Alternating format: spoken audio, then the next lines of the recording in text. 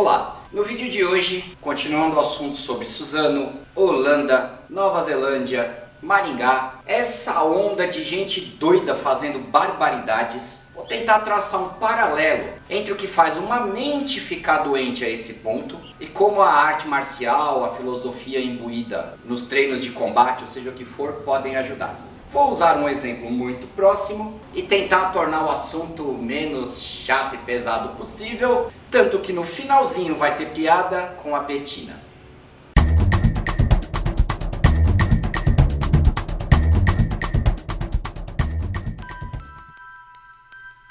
Sou Marcos Gimenez, aqui do Núcleo Dharma de Ribeirão Preto. Muita gente pergunta sobre o meu histórico, porque entrei em artes marciais, isso vai ser assunto para Crônicas do Dharma. Mas já adianto que sou filho de mãe alcoólatra e pai ausente, sem vitimismo. Mas por experiência própria eu posso dizer que uma criança e um adolescente abandonados emocionalmente e de alguma forma também afastado de algumas condutas morais necessárias à sociedade, vai ficar perdido, estupidamente perdido. Por isso que a lei se preocupa tanto com essa história da criança e do adolescente. Nossas leis são muito mal cumpridas, gente se aproveita, mas a idade mais tenra pode criar força para uma vida plena ou um desequilíbrio enorme que vai trazer problema, às vezes só para o indivíduo, mas às vezes também para a sociedade que o cerca. Além da confusão mental que uma criança sob maus tratos ou abandono, com o tempo um adolescente, nós temos uma outra questão atual, que são as vidas perfeitas em redes sociais, as cobranças, aquela coisa que você enxerga o outro tão feliz, tão completo, e sua vida tá uma porcaria. Se você não tem estrutura, isso te põe para baixo. Se você tem estrutura, você já fica meio assim. Imagina uma mente jovem, uma mente sem experiência, uma mente que não foi carinhosamente construída para lidar com o mundo. Pesquisando para o texto, eu li que 20% dos adolescentes, em algum ponto da sua vida, já passaram por um momento real de depressão.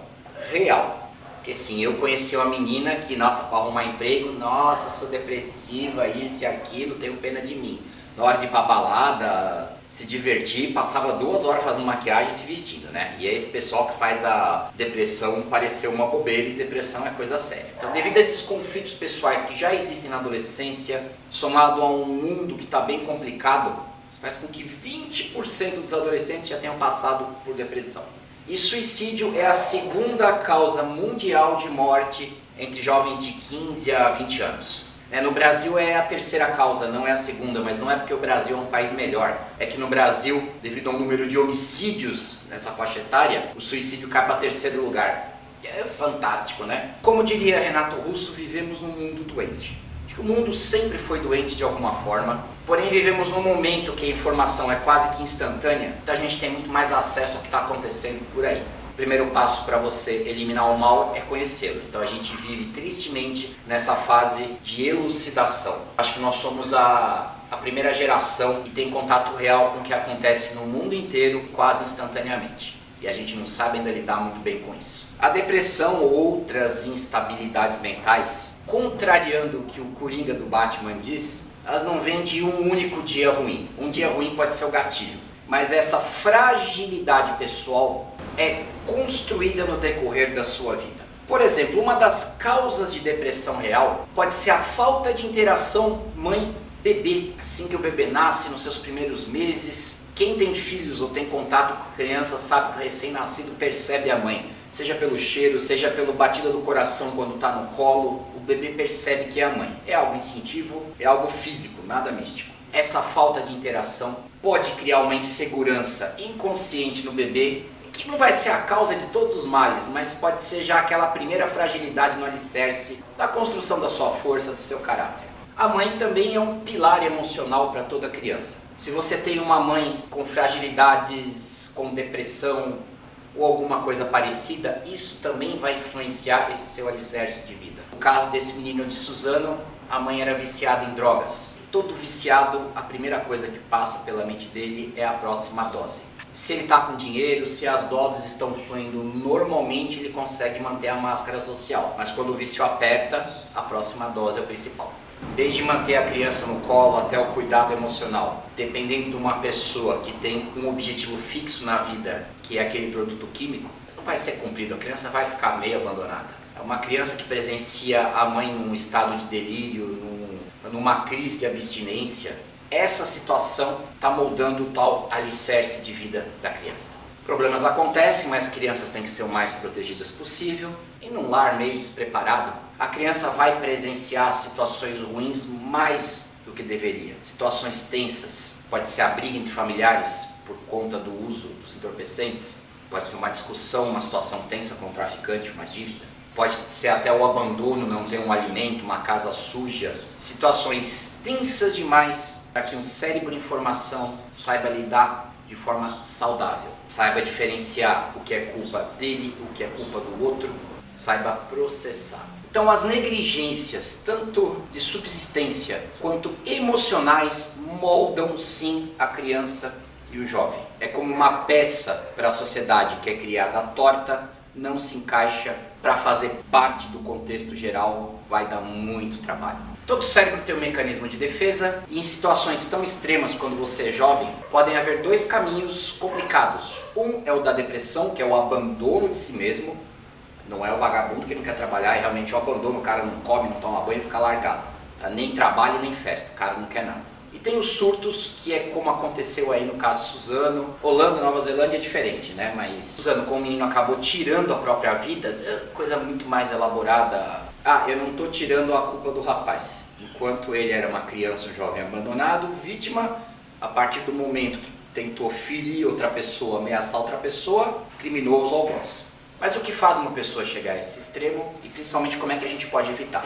Depois de mais velho, a gente precisa ter o esforço de entender a situação de consequências, leis do mundo e pensando no futuro, como é que a gente transmite isso para o jovem. Problemas sempre vão existir, vão aparecer do nada, insatisfações, sempre vai ter alguma coisa te atrapalhando, você sempre vai achar que falta algo, você vai se sentir incompleto. Nós sempre vamos estar insatisfeitos de alguma forma. E isso pode ser o veículo para você prosperar ou para você entrar num roda-moinho de autodestruição. Uma das principais causas desse sofrimento é a instabilidade da vida, a mutabilidade das situações. Nós não vamos estar confortáveis o tempo todo, não vamos estar sentindo prazer o tempo todo, não vamos estar sorrindo o tempo todo. Às vezes de forma muito infantil a gente quer que a risada nunca acabe, que aquele prazer momentâneo não acabe, e eles vão acabar. Inclusive o prazer contínuo não continua prazer.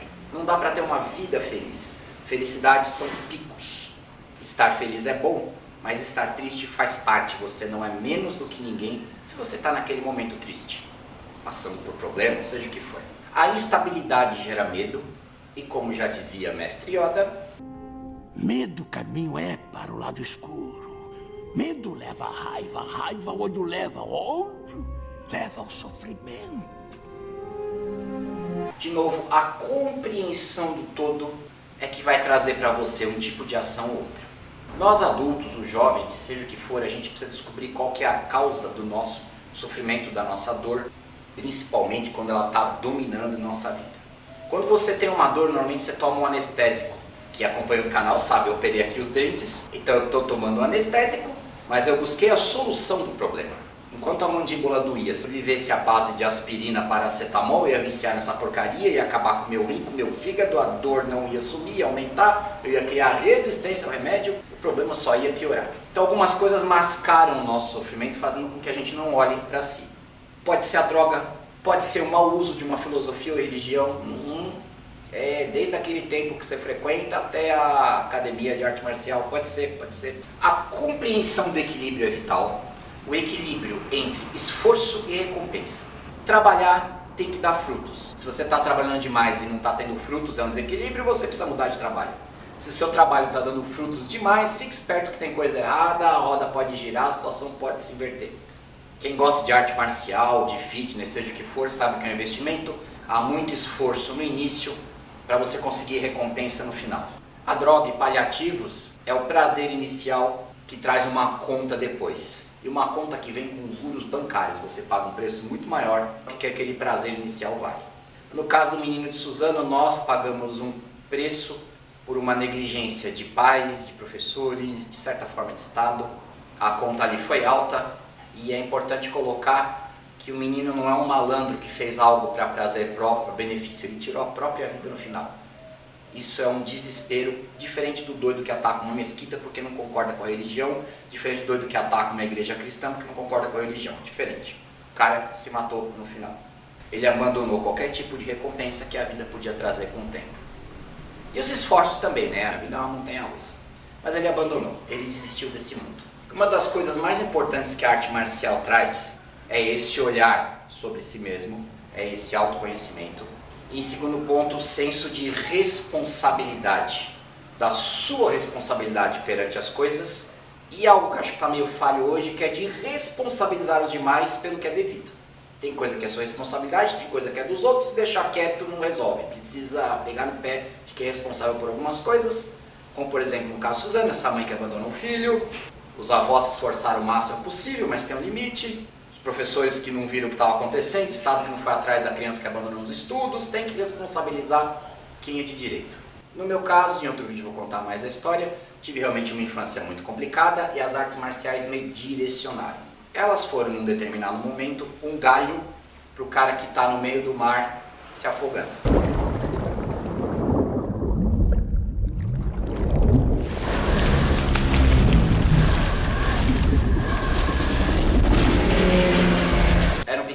Da vida onde as regras funcionavam, onde havia um sistema que te ensinava, te cobrava na medida certa, que punia quem prejudicava o grupo e que premiava quem contribuía. Além das artes marciais, na minha infância, foi uma infância mais maniqueísta. O bem e o mal eram mais definidos, os faladores de plantão vão falar que não é bem assim, o mundo é diferente, mas para uma criança o mundo é mais simples. Você ensina 7 cores para a criança, não 256 tons de alguma cor. No início o mundo tem que ser mais simples para a formação daquele ser. Além da arte marcial, eu lia muito gibi de herói, na época que os heróis eram ou do bem ou do mal, não tinha essa bagunça, que para adulto é legal, mas para criança não. Tive referências muito fortes em literatura, eu li Os Três Mosqueteiros umas 20 vezes, aquela saga do herói, era muito bem definido o que era ser bom, o que era ser mal, era muito bem definido. Eu sempre tive dentro de mim essa coisa de fazer o que é certo, de me responsabilizar pelas situações.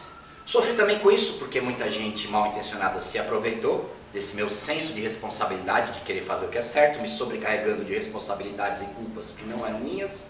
Isso depois de adulto eu fui entender, mas foi algo que me tornou mais forte e principalmente me ensinou com o tempo a revidar com quem não presta. Essa falta de referência que nós temos hoje, esses ídolos conturbados, as crianças e adolescentes não têm referências preto e branco. Estão colocando tons de cinza demais em mentes muito tenras, mentes que não têm condição de digerir tudo isso. Temos pais falhos, pais que acreditam que filhos são responsabilidade demais. Eles são, mas você não tem opção, você tem que fazer direito a sua continuação. Temos professores não vocacionados, aliás temos pais não vocacionados, né? Mas temos professores não vocacionados, temos um estado conturbado. Estamos vivendo a consequência de uma apatia moral que vivemos nos últimos anos. Não é cochice, família é importante sim, configuração familiar influencia, e lembrando que a sua liberdade vai até a hora que ela influencia a do outro. E o inverso também, a hora que a liberdade do outro começa a influenciar a sua, está na hora de dar jeito na situação. Família, escola, amigos, arte marcial, outros cursos, filosofias, são pequenas partes que compõem os nossos alicerces. Quando uma falha, mas as outras cumprem a sua função, você consegue compensar. Quando tudo começa a falhar, não tem como a casa ficar de pé, né, gente?